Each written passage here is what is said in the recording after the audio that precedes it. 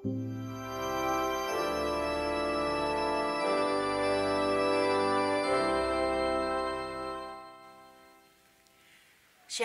selamat pagi Bapak Ibu yang diberkati Tuhan.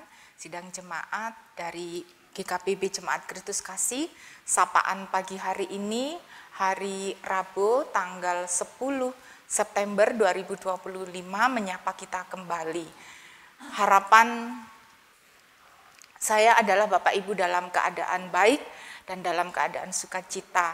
Baik, sebelum kita melakukan aktivitas kita pada kesempatan hari ini, mari Bapak Ibu kita menundukkan diri di hadapan Tuhan dengan kita membekali diri dengan firman untuk bisa kita lakukan dalam kehidupan kita hari ini. Mari kita berdoa.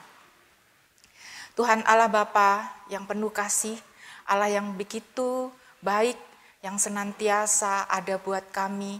Pagi hari ini kembali anak-anak-Mu untuk datang ke hadirat-Mu, Engkau urapi setiap kami dengan kuasa Roh Kudus-Mu, karena kami ingin mendengarkan firman-Mu sebelum kami melakukan kegiatan, aktivitas kami, pekerjaan kami pada kesempatan hari ini. Berkati hamba-Mu yang tidak ada apa-apanya, kiranya Tuhan melengkapi kami dengan kuasa Roh Kudus-Mu, sehingga apa yang kami sampaikan adalah kebenaran yang datangnya dari Tuhan. Di dalam nama Tuhan kami Yesus Kristus. Amin. Bapak Ibu yang diberkati Tuhan, tentu sudah mempersiapkan Alkitab. Mari kita buka bersama-sama pada kesempatan hari ini, terambil dari kitab Nehemia pasal 9, ayatnya yang ke-32, kemudian dilanjutkan dengan kitab Roma pasal 8, ayat 38 sampai 39. Baik, kalau sudah Bapak Ibu buka, mari perhatikan bersama-sama, saya akan membacakan demikian firman Tuhan.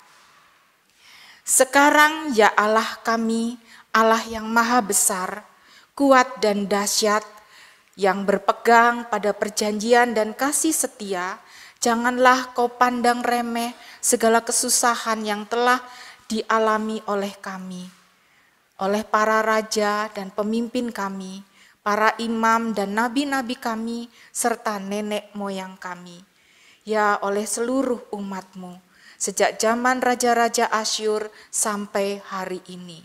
Kemudian kitab Roma pasal 8 ayat 38 sampai 39. Sebab aku yakin bahwa baik maut maupun hidup, baik malaikat-malaikat maupun pemerintah-pemerintah, baik yang ada sekarang maupun yang akan datang, atau kuasa-kuasa baik yang di atas maupun yang di bawah, ataupun suatu makhluk lain tidak akan dapat memisahkan kita dari kasih Allah yang ada dalam Kristus Yesus Tuhan kita. Inilah firman yang akan menjadi perenungan kita pada kesempatan hari ini. Saya ambil tema tidak melupakan kebaikan Allah. Bapak Ibu yang diberkati Tuhan, kalau ada suatu pertanyaan dalam kehidupan kita, ditanyakan, ingat enggak kebaikan Tuhan? Apa saja kebaikan Tuhan yang kita terima dalam kehidupan kita? Maka kita berpikir agak lama, tetapi berbeda kalau pertanyaannya itu berhubungan dengan identitas kita, maka kita akan cepat menjawab. Misalnya tentang nama, alamat rumah, nomor HP, pasti kita cepat menjawab. Tapi kalau kita ditanyakan tentang kebaikan dari Tuhan, kita mengingatnya pasti kebaikan yang diberikan oleh Tuhan yang spektakuler, yang besar, peristiwa-peristiwa yang ada suatu mujizat, yang menyenangkan atau bahkan yang menyedihkan, seperti naik jabatan, atau mendapatkan rumah yang baru, atau anak sudah lulus dengan predikat cum laude. Itu mudah sekali kita mengingat, atau juga sebaliknya hal-hal yang tidak menyenangkan, kita disakiti, dikecewakan oleh saudara atau sahabat kita, pasti memori kita menyimpan dengan baik. Tetapi pada saat kita ditanyakan kebaikan Tuhan, apa yang kita alami, kita seringkali agak sedikit mengingatnya itu memerlukan waktu. Padahal dalam keseharian itu ada campur tangan kebaikan Tuhan di situ yang kita kadang-kadang melupakan. Contohnya kita bisa berkumpul dengan keluarga, satu sama lain bisa saling mengungkapkan isi hati, kita bisa tahu keinginan anak-anak kita bisa tahu apa yang kita harus lakukan dalam kehidupan berumah tangga ke depannya seperti apa. Kita ngobrol bareng, kita minum kopi, kita bisa bernafas, kita bisa jalan, kita sehat. Itu seringkali kita anggap hal yang remeh, yang kita lupakan bahwa sebenarnya di situ juga ada kebaikan Tuhan, ada kehadiran Tuhan, ada mujizat Tuhan. Nah Bapak Ibu, mari kita belajar dari kehidupan bangsa Israel yang pada waktu itu di kitab Nehemia pasal 9 ayat 32, bangsa Israel betapa mengakui kebaikan dan kesetiaan Tuhan dalam kehidupannya. Di mana pada waktu itu bangsa Israel menyadari akan kejahatan, kesalahan nenek moyangnya pada saat memberontak kepada Allah. Sehingga pada saat mereka menyadari akan dosa, akan kesalahan dan kebaikan Tuhan, pada saat mereka mengecewakan hati Tuhan, tegar tengkuk, seringkali bersungut-sungut, tetapi Tuhan masih tetap menyatakan kebaikannya. Baru mereka menyadari betapa Tuhan itu luar biasa baiknya dalam kehidupan mereka. Maka pada saat dia sadar, Bapak Ibu, bangsa Israel mulailah dia berpuasa, dia bertobat di hadapan Tuhan. Apa yang dia sudah lakukan selama ini tanpa melihat kebaikan Tuhan, kemurahan Tuhan dalam kehidupannya. Kalau Bapak Ibu membaca dari kitab Nehemia pasal 9 ayat 1 sampai habis di ayat 38, di situ kita bisa melihat bagaimana pertobatan yang sungguh yang dilakukan oleh bangsa Israel. Sampai dia memberikan waktu 1/4 hari, itu berarti kalau 1/4 hari 8 jam ya. Kalau sehari 24 jam kita bagi 4 ya, berarti 4 jam. Di situ bangsa Israel menundukkan diri di hadapan Tuhan. Mereka mau berlutut di hadapan Tuhan. Mereka mau dibimbing para imam untuk menyadarkan kesalahan mereka. Kemudian 4 jam kemudian berikutnya mereka mengakui dosa-dosanya. Dia berlutut, berpuasa. Disitulah Bapak Ibu, luar biasanya bangsa Israel. Pada saat menyadari akan kesalahannya, cepat dia berbalik kepada Tuhan, mengakui segala kebaikan Tuhan. Maka dari situ, di kitab Nehemia pasal 9 ayat 32 yang kita baca tadi, itu pengakuan tentang kebaikan dan kesetiaan Tuhan. Sampai pada akhirnya, di titik akhir, dalam pengakuan itu mereka menuangkan piagam pernyataan bahwa mereka mau berbalik kepada Tuhan yang diisikan suatu materai. Nah, dari kehidupan bangsa Israel, kita lihat penegasan di dalam kitab Roma yang ditulis oleh Rasul Paulus, bahwa di situ ada suatu iman yang tidak tergoyahkan, yaitu pada saat kita ada di dalam kasih karunia Allah. Tidak ada yang bisa memisahkan kita dari kasih Allah. Nah, Bapak Ibu yang diberkati oleh Tuhan, mari kita mengingat semua kebaikan Tuhan dalam aspek kehidupan kita. Baik itu yang menyenangkan hati kita ataupun yang mendukakan hati kita. Maka dari itu mari kita selalu bersyukur dan mengakui kebaikan serta kemurahan Tuhan dalam setiap kehidupan kita. Kemudian kita juga mau artinya merefleksi dalam kehidupan kita bahwa Allah itu penuh kasih. Dan kasih Allah itu tidak hanya menjadi milik kita, tetapi perlu kita bagikan kepada sesama kita. Sehingga dengan demikian hidup kita tetap bergantung total kepada Allah. Karena kita memiliki Allah yang begitu baik, kasih Allah yang begitu lembut.